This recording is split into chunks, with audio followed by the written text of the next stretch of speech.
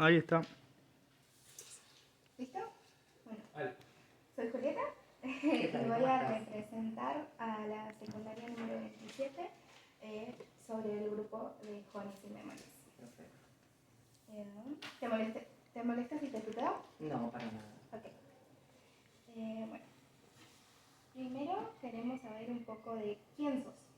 Bueno, yo soy Romina del Pla, soy docente del Distrito de La Matanza, soy profe de Historia, recibida en la Facultad de Filosofía y Letras, doy clase hace 28 años en la Escuela Secundaria de La Matanza y además en la Facultad de Filosofía y Letras de la UBA, entre la materia de Historia de los Sistemas Económicos.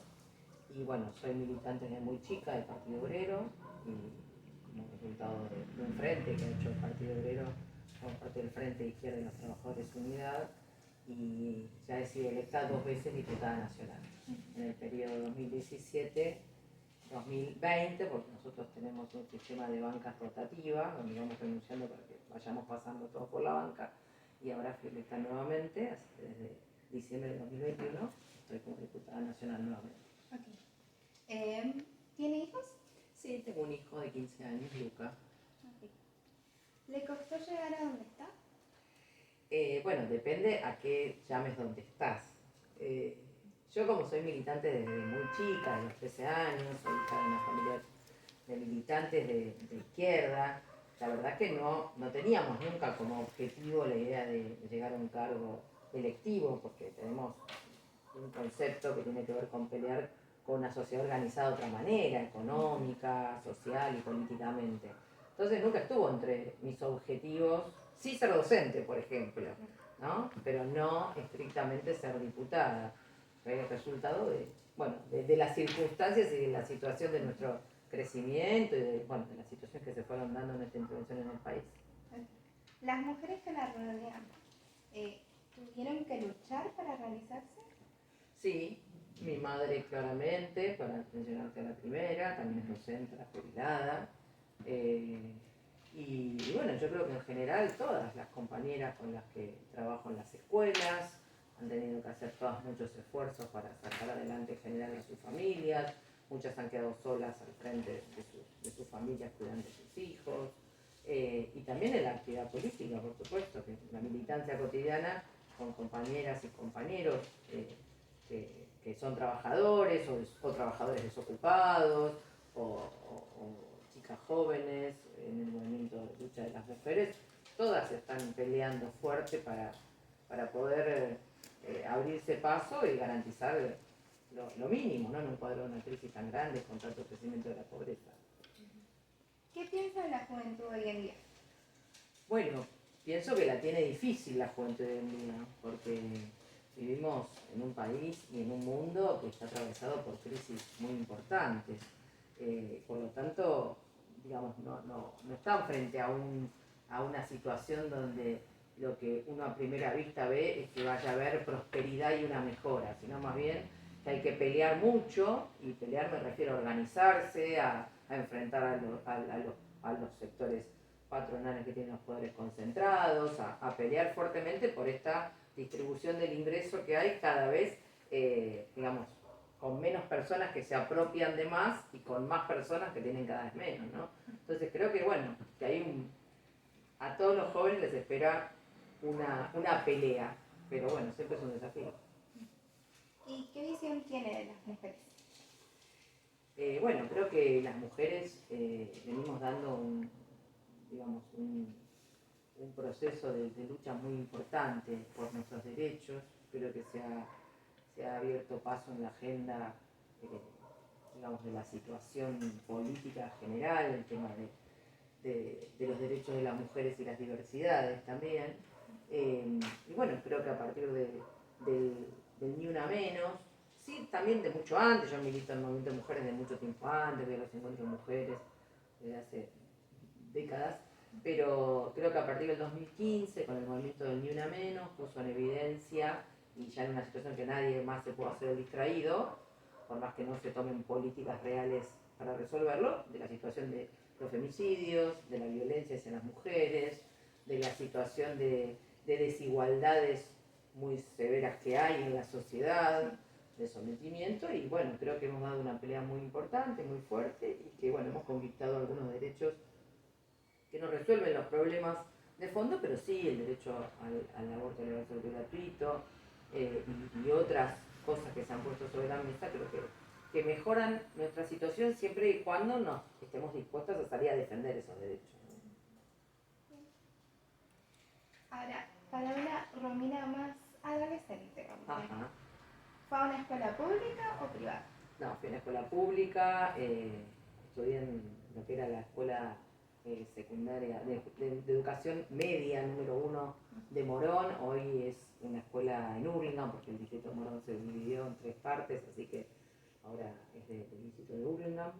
Así que hice ahí toda mi secundaria y después, bueno, fui a la universidad pública también, a la UBA, la Facultad de Filosofía y Letras. Ok.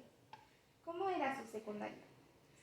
Bueno, mi secundaria era una secundaria que le decían el Echeverrancho, Esteban Echeverría, porque bueno, porque era una escuela que tenía problemas edilicios, como muchas escuelas del conurbano. Y bueno, a mí me tocó estudiar entré a la secundaria en el año 85, o sea, hacía un año que salí de la dictadura militar, con lo cual el clima era un clima, por un lado, de como un impulso a participar y a meterse en esto nuevo que era sacarse encima la dictadura, y por otro lado, bueno, también temor por situaciones que habían ocurrido. Mi padre estuvo secuestrado en el año 82, con lo cual, bueno, veníamos de toda una situación. Después, por un gran proceso de movilización, apareció, pero estuvo detenido, desaparecido un tiempo. Entonces, bueno, la secundaria era una época bastante movida, los 80, en todos los sentidos, y además en Hurlingham, si tienen alguna referencia, Hurlingham es un lugar de una movida especial, lugar de sumo, de una cantidad de origen de músicos y demás bastante interesante, así que había una movida bastante fuerte. En su adolescencia, ¿tuvo buena estabilidad emocional? Más o menos. Yo no recuerdo mi adolescencia como un momento súper feliz, porque, bueno, justamente veníamos de muchas convulsiones familiares. Nosotros en la época de la dictadura con mis padres vivíamos en Córdoba, a raíz del secuestro de mi papá y después de su aparición vinimos abruptamente a Buenos Aires. Hubo toda una reorganización familiar, luego mis padres se separaron. Entonces fueron épocas muy complejas desde el punto de vista familiar. Y bueno, hasta que encontré mi propio camino de militancia decidida por mí misma, ya no por una cuestión de herencia familiar, hasta que encontré un camino de poder tener algún sostén económico más o menos sólido. Desde los 15 años empecé a trabajar en distintas cosas, hice de todo mientras iba a la escuela, hacía cobranzas para una sociedad de fomento, repartí cartas, hice cobranzas para una cooperadora de un hospitalito que hay en Hurlingham. ¿Qué más hice? Bueno, sobre todo estuve mucho tiempo repartiendo cartas y después, cuando egresé de la escuela, estuve vendiendo café varios años, como 4 años en un mercado mayorista de verduras, que ahí entré en febrero, y con eso digamos que me financié una buena parte de mi carrera universitaria. Y emocionalmente, bueno, me llevó un tiempo encontrar una estabilidad, pero calculo que como a los 21, 22 años me empecé a sentir mejor, más segura de mí misma y de mis posibilidades de abrirme un camino, ¿no? ¿Cómo era su comportamiento en la escuela? ¿Era de participar o era de quizás quedarse callada y ver qué pasaba? ¿Tener buenas notas o no tener quizás buenas notas? Callada jamás. Eso sí que no. No, bueno, justamente por esto que yo te decía, estos 80 había una movida bastante fuerte. Había todo un sector que entramos a militar en política y a formar los centros de estudiantes, que eran una batalla contra las autoridades, porque los centros de estudiantes no estaban como ahora permitidos por alguna reglamentación, sino que eran todavía una pelea contra un cierto poder en las escuelas. En la escuela que yo iba, por ejemplo, el director era el mismo director que había sido director mientras estaba la dictadura, y que se sabía que ese director había denunciado a docentes y a estudiantes a la Fuerza Aérea, y que había estudiantes y docentes desaparecidos en esa escuela. O sea que armar un centro de estudiantes en esa escuela era, bueno, era un choque importante. Entonces, bueno, digamos, nunca fui de las personas populares en el montón, digamos, que estaba en la cuestión de la última moda, o no sé, no, más bien siempre trayendo algún problema, alguna diciendo, che, hay que atender esta cuestión. Y entonces, bueno, como que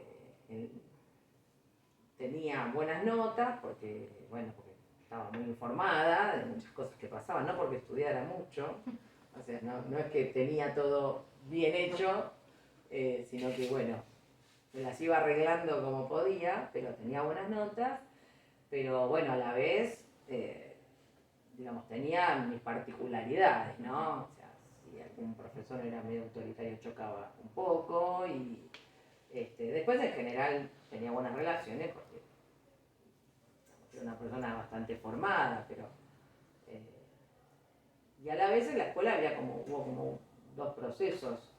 Yo tenía mi grupo de amigos, amigas más cercano, y después pero no es que tenía súper relaciones con todos.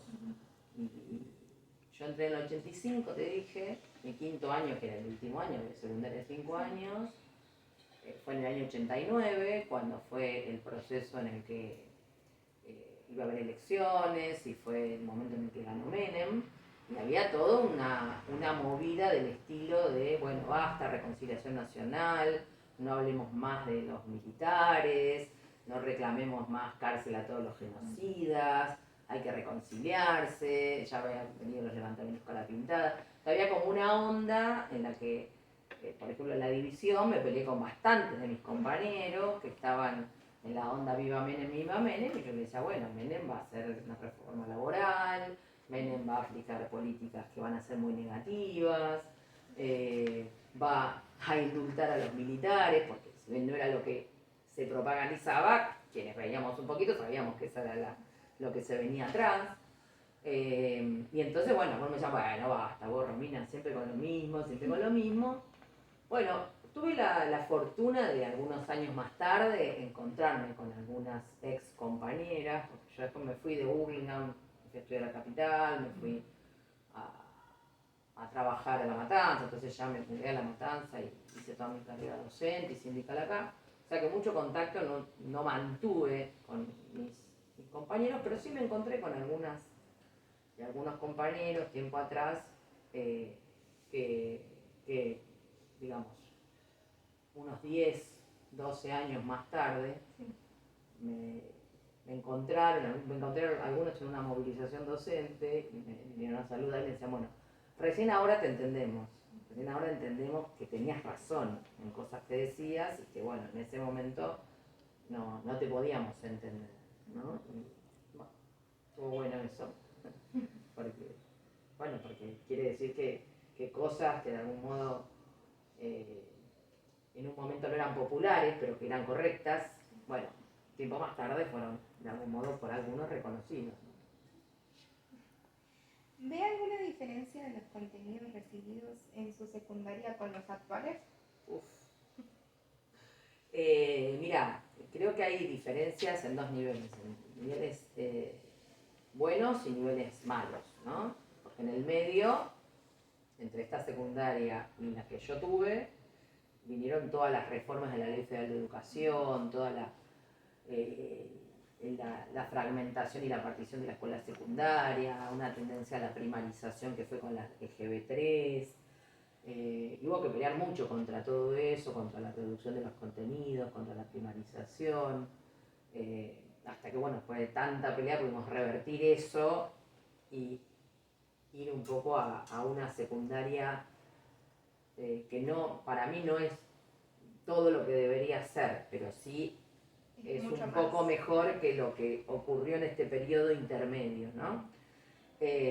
Ahora, sin embargo, creo que en los contenidos en algunas áreas se ha avanzado mucho y en otras áreas se ha retrocedido. Entonces, yo si bien soy de las materias de ciencias sociales, creo que ahí se ha avanzado bastante en el tipo de contenidos, en el tipo de enseñanza, en una mirada mucho más crítica y demás. En otras áreas, como en las áreas de las prácticas del lenguaje o de la literatura, hay un retroceso en el sentido de que se insiste menos con contenidos que tienen que ver con la estructuración del pensamiento, del lenguaje.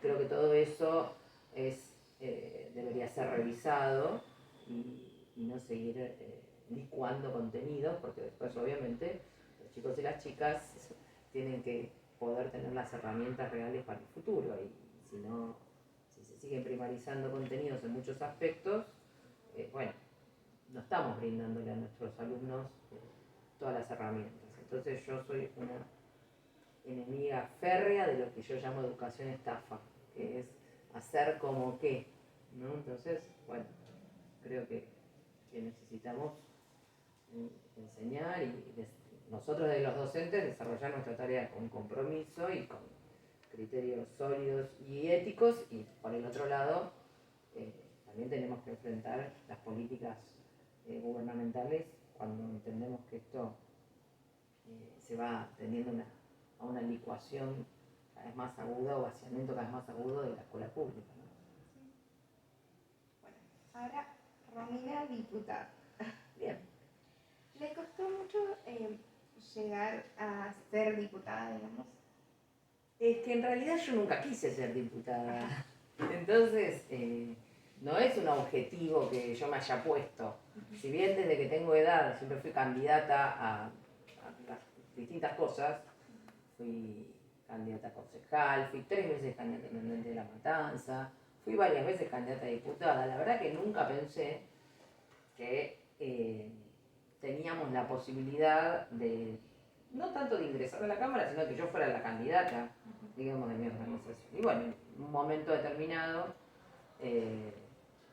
por, por cómo se fue dando la situación dentro del Frente de Izquierda, y no solo nuestro crecimiento electoral, sino las combinaciones que había que hacer con situaciones de género y demás en las listas, bueno, me propusieron los compañeros que fuera yo en el segundo lugar en la lista de candidatos a diputados acá en la provincia, y bueno, así fue como ingresé. Yo ya había sido candidata en segundo lugar en otro momento que no había posibilidades reales de ingresar. Así que en realidad en un punto no me costó mucho porque nunca fue un objetivo. En otro punto, hace más de 30 años que milito, con lo cual de algún modo siempre intervine y qué sé yo, se terminó dando, ¿no? ¿Cuántos hombres y mujeres la rodean? ¿A qué te referís? ¿A mi equipo de trabajo? Bueno, nosotros tenemos, digamos, el Frente Izquierda en este momento tiene 4 diputados y diputadas, y del Partido Obrero estoy yo sola, dentro de esos 4, digamos. Y yo trabajo con 2 compañeras que trabajan en distintas áreas, intervienen en comisiones como asesoras, trabajan en algunas cosas administrativas que hay que hacer, prensa, y trabajo con 2 compañeros, que uno es el secretario parlamentario y otro compañero más que también trabaja asesorando y investigando y demás. ¿Ve una diferencia entre hombres y mujeres en ese término, digamos? Mira, la diferencia que yo creo que en muchos casos tenemos las mujeres es que somos mucho más prácticas y más ordenadas, y estamos muy acostumbradas a hacer muchas cosas a la vez. Lo cual no quiere decir que los varones no lo puedan hacer, simplemente que en general me ha tocado que sea más ordenado en algunos aspectos trabajar con mujeres, en ciertos aspectos, y en otros es indistinto, ¿no? La verdad que el equipo se armó como con militantes que estaban, digamos, en condiciones de desarrollar la tarea que había que desarrollar, no por una selección de género ni nada de eso. ¿Cómo ve desde el lado legislativo la precarización laboral femenina? Bueno, mirá, acá hay dos cosas. Una es las normas legales y otra cosa la realidad, ¿no?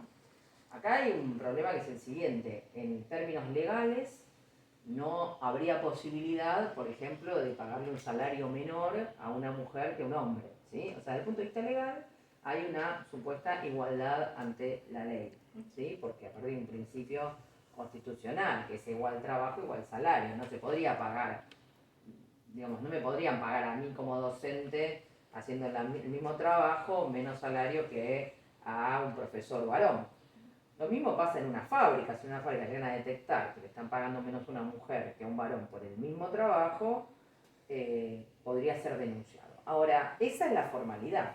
Después la diferenciación y la precarización no se da en la ley, sino se da justamente en la realidad. ¿Por qué? Porque las mujeres en general tenemos a cargo las tareas de cuidado, las tareas de cuidado con los hijos, las tareas de cuidado con los mayores.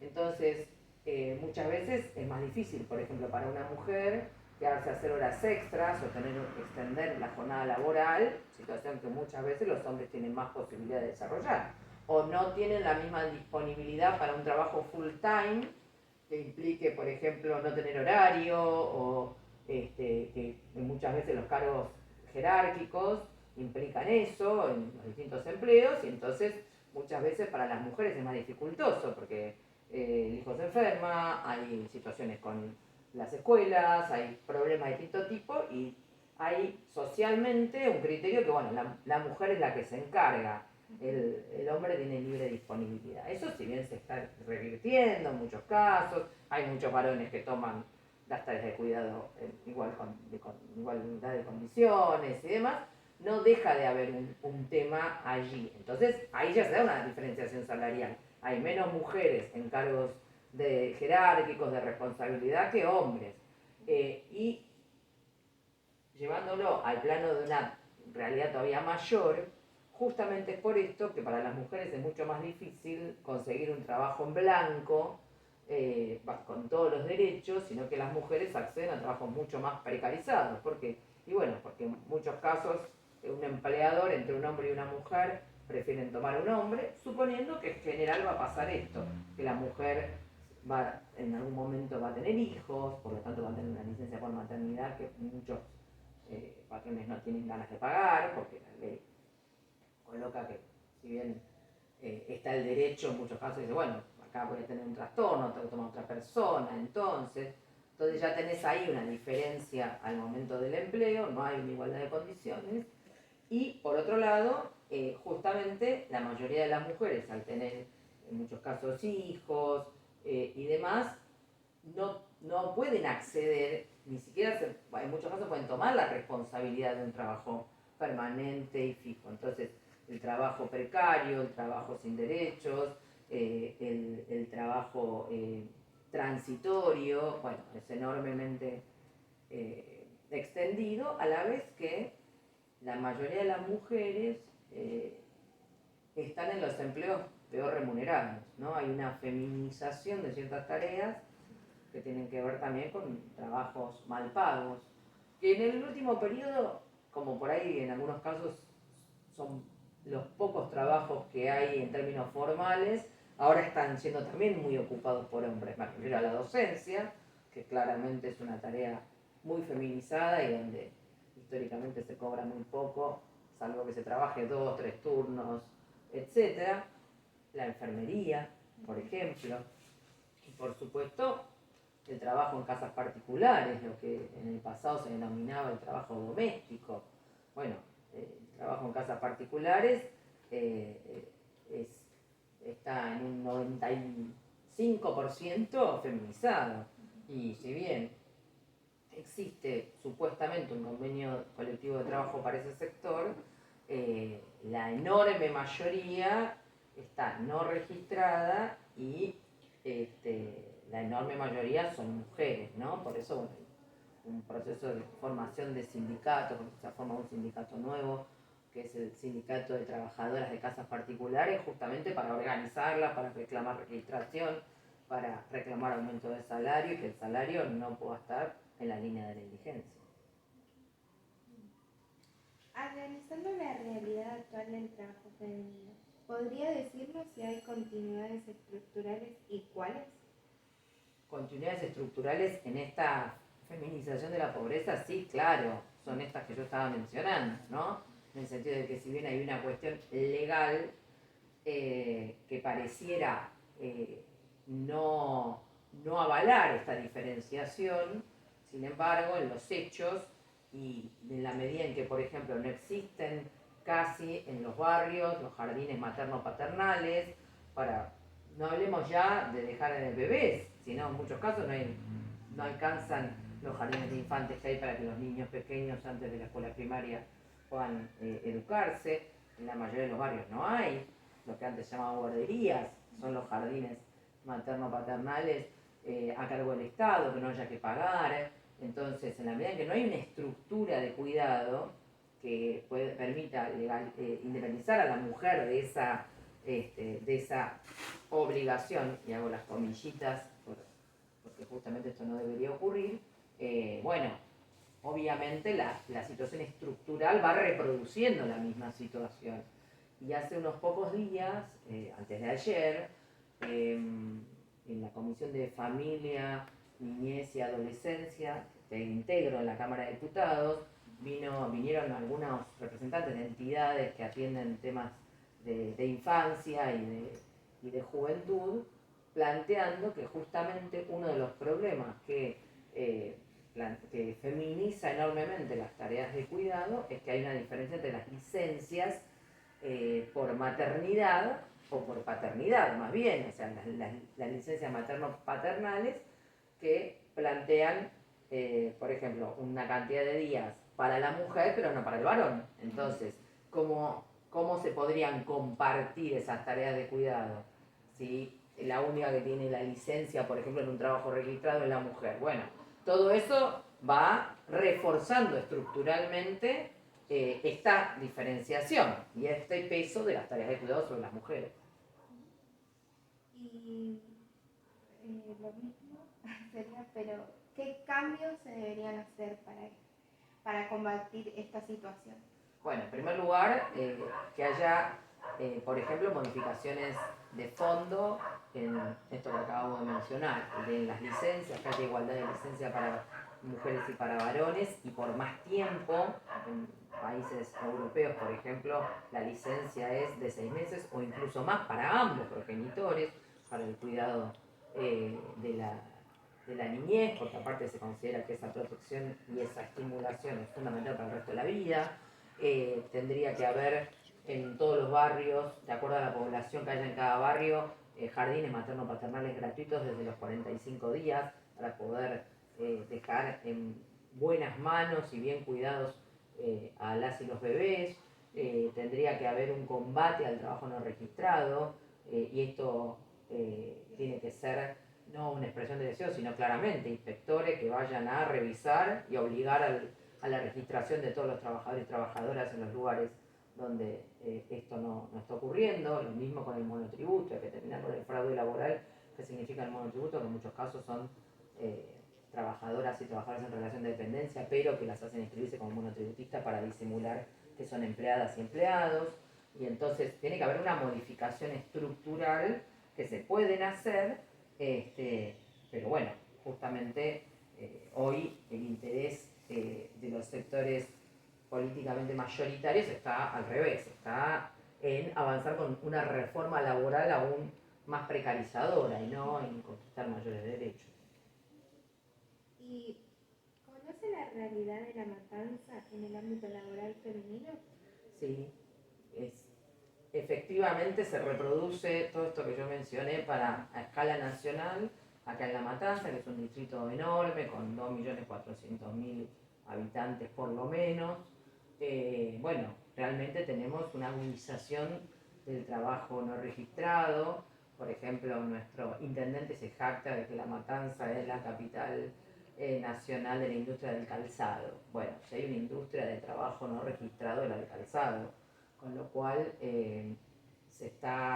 no hay una acción del Estado para evitar el trabajo no registrado o para, por ejemplo, reconocer el trabajo de tantas mujeres que hoy son las que garantizan del sostenimiento de los comedores populares, en los cuales muchísimas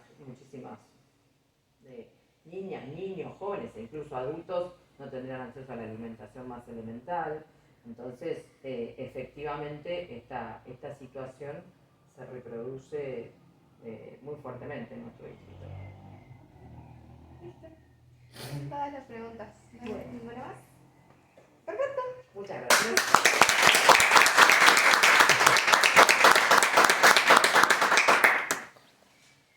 Bueno, ¿atendió a las inquietudes? Sí. Sí, de cómo elaboraron las preguntas. Sí. Contestó.